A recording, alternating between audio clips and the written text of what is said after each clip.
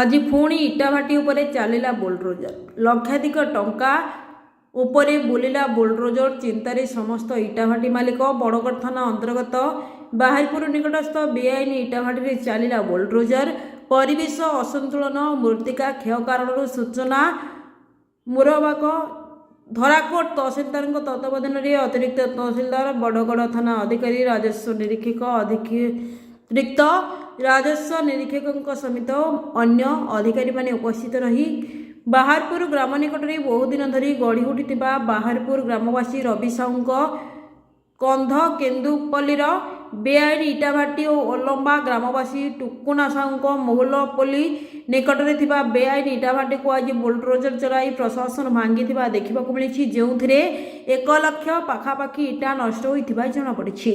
प्रशासन एभली पदक्षेप देखि स्थानीय अंचल समस्त इटाभाटी मालिकों मन में छनका पशि सूचना रही। चलित वर्ष एभली बेआईन इटाभाटी द्वितीय थर भंगा सूचना मिलता बेले आहरी अनेक बेआईन इटाभाटी केते भंगा जाई मालिकों ऊपर केते कार्यानुष्ठान हेबो ताहा देखिबा को बाकी रहिला। उक्त घटनार प्रतिक्रिया नेबाई चाहिए भी तहसिलदार कौन प्रतिक्रिया हस्तगत होई नाही। धराकोट शंकर पाणिग्राही रिपोर्ट विकल्प समाचार।